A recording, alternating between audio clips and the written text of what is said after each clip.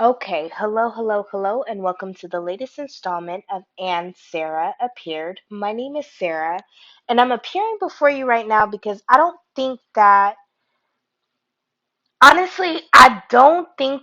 there's many safe places in mainstream Black society where women are allowed to be vulnerable and show their feelings. The only time that I feel like we're allowed to show our feelings is when it's in outrage or when it's in outrage or when it's like shade. Like because that's something that's marketable in entertainment. Anything that's controversial, like shady or outrageous, that's something that's put to the forefront. But a Black woman being vulnerable, maybe crying, or maybe just expressing how she feels when it comes to maybe her body, how she's being treated, how she's being talked to, what needs to change in order to make her happy. I think we get gaslighted within our own community a lot of the time, and we get told you're complaining, you're ungrateful, or nobody wants to hear that, or everybody has to go through something. And we don't really accept when a woman speaks out and has to speak her mind and says what she needs to say. It says, I don't like things happening this way. I don't like how this went down. I don't like how I was talked to. I don't like you telling me what to do because you're acting like I don't know how to think. I don't like, putting in 110% in a situation and I don't get anything in return. um whatever the complaint is, whatever the issue is, and this is not anything that I'm projecting out. It's just things that I've noticed. We even get called like weak, like you're weak minded, or you're weak because you voice an opinion, or because you voice a grievance that is incorrectly called a complaint. A grievance is not a complaint. If I have a problem with the way things are, or if I want something adjusted and I'm coming at the situation respectfully, and I'm like, this is how I need things to go, or this is how I need the people around me to function in order for me to be able to to be happy, to be prosperous, to have a peace of mind, especially if you're doing things, running things. I know for a personal experience, my mother was a main breadwinner in the home growing up, and my father made sure that the atmosphere of the home was set a certain way when my mother came home. When my mother came home, the house couldn't be any kind of way. When my mother came home, food had to be ready at a certain time. There was a certain structure, there was a certain way that things were done when my mother came home. And with that being said, um, yeah, that atmosphere had to be set. That atmosphere literally had to be set because she was the one that was mobilizing, getting things together outside of the home. She was the one had to deal with the public, being a bus driver all day long, city bus, and dealing with people leaving at 5 a.m. in the morning and coming back home like at 6:30, 7 o'clock in the evening.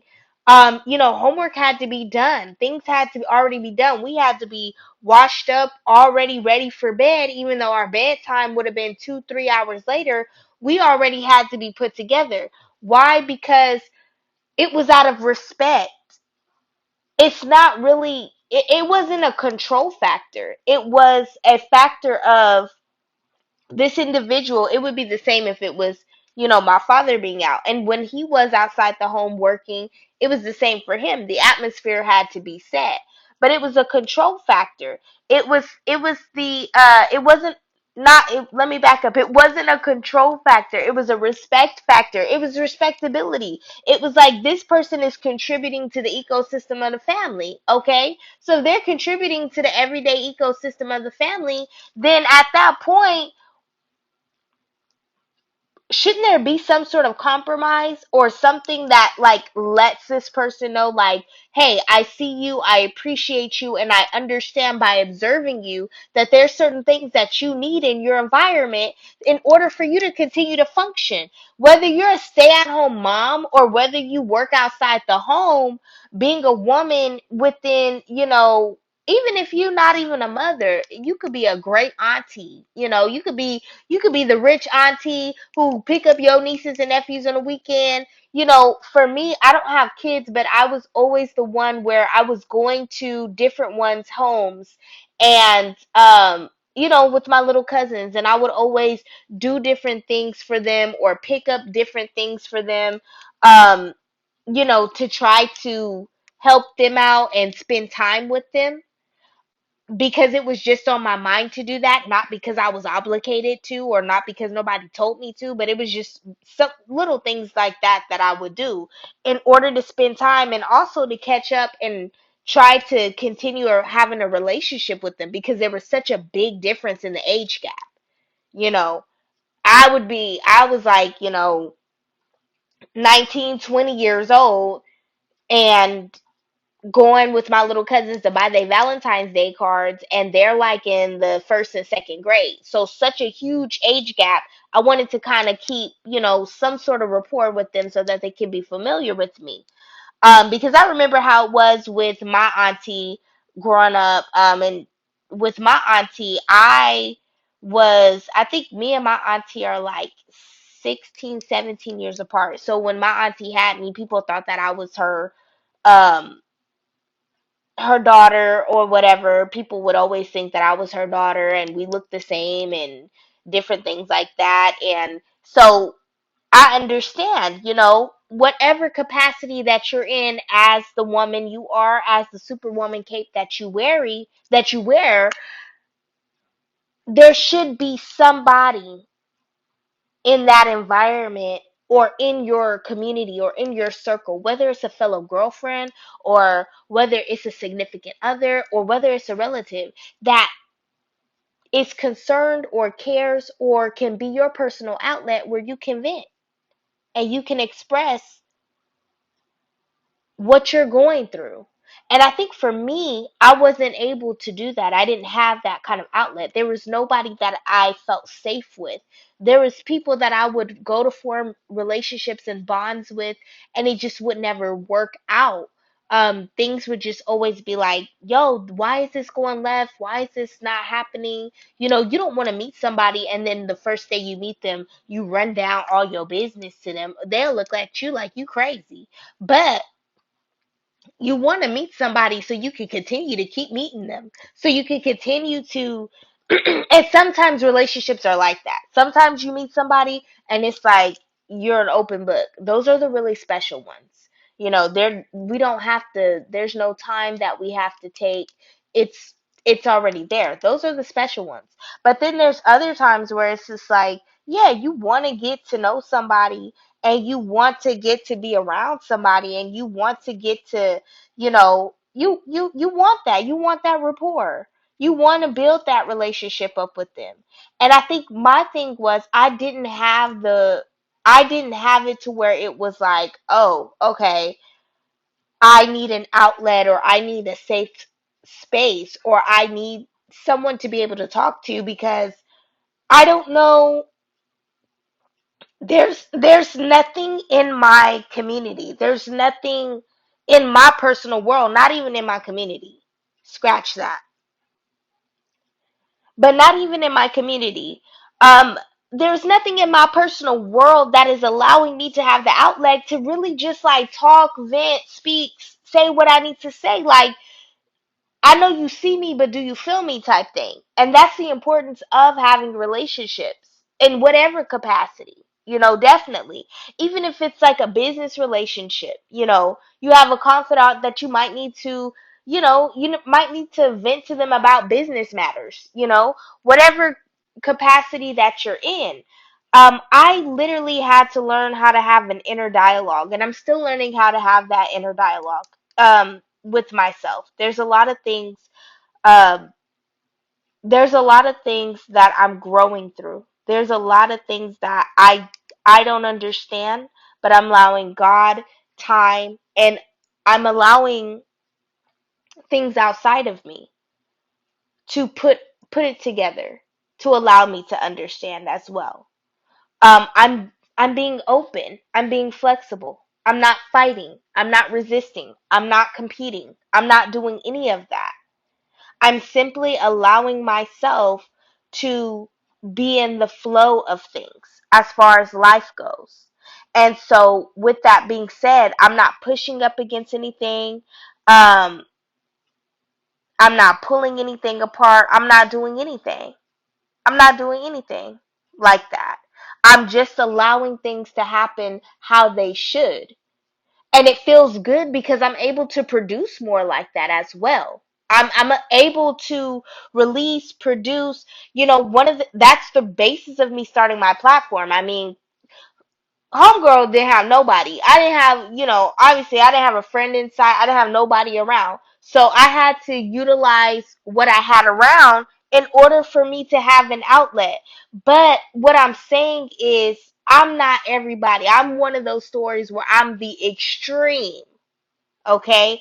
But what I'm saying is even with me finding my podcast as an outlet, there's still importance of having that human connection, because that human connection is going to be able to smooth out whatever the condition of that human currently is.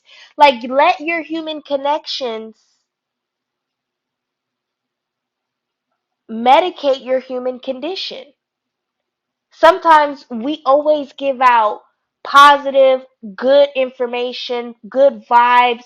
We're always the strong ones. We're always the friend you can cry on. We're always the fixer upper. We're always covering other people's love, multitude of sins, and we're covering people in love, and we constantly pour out to other people, but we're afraid to allow somebody to pour into us in an emotional way, or we're afraid to be in touch with our emotions because we feel that it makes us look weak. We also fear the opinion of our men. We want our men to see us as capable. But you being vulnerable, having to cry, having to grieve, does not mean that you are not capable. It does not make you weak minded. That's gaslighting.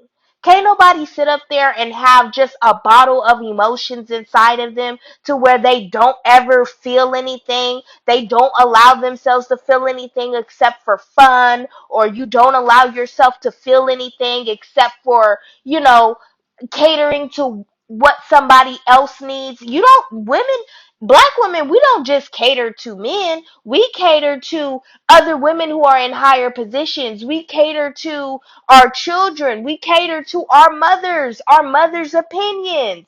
We cater to our fathers. We cater to our whole families. We cater to our societies, our church organizations, our college organizations. We are catering to everybody, to please everybody, to fit in, to make sure that, and it's not even to please somebody like, oh, I just want to fit in so bad. We do it because we understand teamwork makes the dream work.